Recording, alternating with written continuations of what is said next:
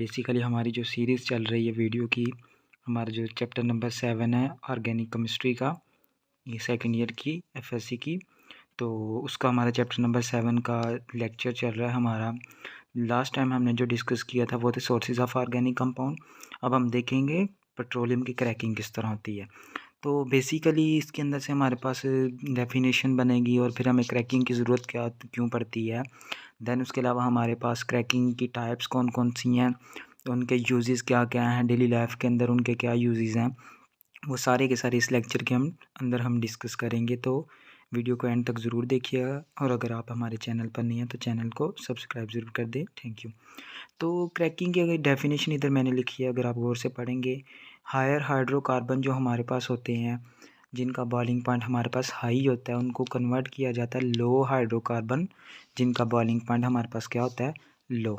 अब यही डेफिनेशन और यही बात समझने वाली। बेसिकली हमारे पास हायर हाइड्रोकार्बन का मतलब है ऐसे हाइड्रोकार्बन, यानी कि जिनके अंदर कार्बन और हाइड्रोजन की लॉन्गेस्ट चेन है, तो वो हमारे पास हायर हाइड्रोकार्बन बन जाएंगे।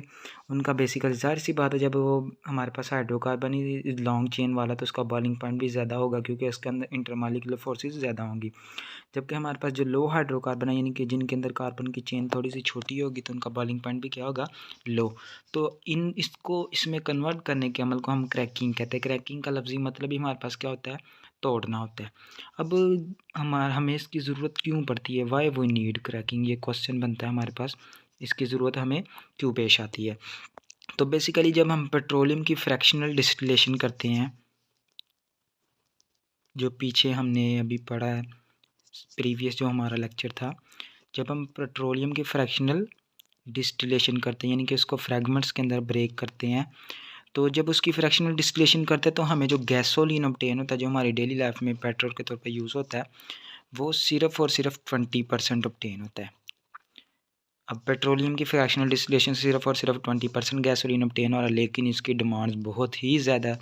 तो ये तो हमारी जो जितनी रिक्वायरमेंट्स हैं उनको पूरा नहीं कर सकता। तो इसका मतलब फिर क्या हुआ कि जो हमारे पास लेस डिज़ायरेबल पेट्रोलियम फ्रैक्शंस होती हैं ना, जिस तरह लेस डिज़ायरेबल पेट्रोलियम फ्रैक्शन का क्या मतलब हुआ जी, ऐसी पेट्रोलियम की फ्रैक्शंस जो जिनके हमारे रोज़मर्रा ज़िंदगी के अंदर इस्तेमाल हैं लेकिन इतने ज़्यादा नहीं हैं, उनको हम क्या करते हैं, उनको ब्रेक वगैरह करके तो हम क्या कर देते हैं, जिस तरह मैं एग्जांपल देता हूँ, कैरोसिन ऑयल।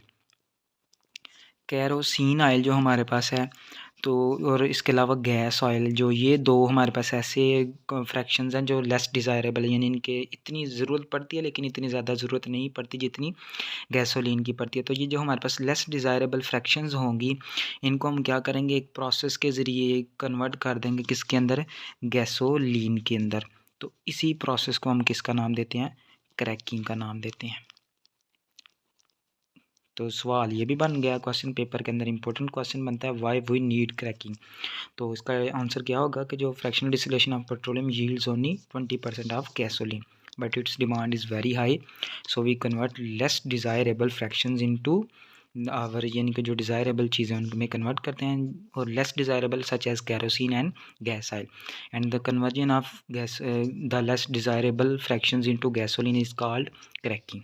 तो एग्जांपल इसकी हमारे पास क्या हो सकती हैं, अब ये मैंने आपको एक्सप्लेन करके बता दिया।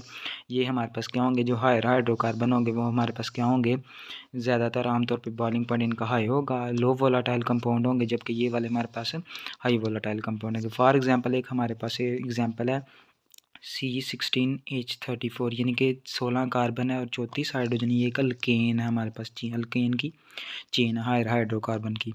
जब हम इसको हीट करेंगे कितने के ऊपर, 700 डिग्री सेल्सियस पे, तो हमारे पास हेप्टेन की एक चेन मिलती है और साथ 3 हमें मिलते हैं इथीन के मालिक्यूल, एंड देन हमारे पास एक हमें मिलता है प्रोपाइलीन का।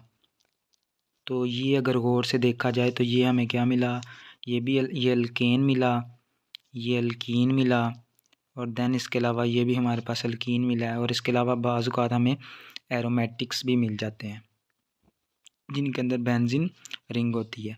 तो ये हमारे पास ऐसा प्रोसेस जिसके अंदर कार्बन और कार्बन का बॉन्ड लॉन्ग चेन के अंदर ब्रोक करता है और स्मॉल चेन के हमारे पास मॉलिक्यूल्स प्रोड्यूस होते हैं, स्मॉल चेन मॉलिक्यूल्स प्रोड्यूस हुए हैं।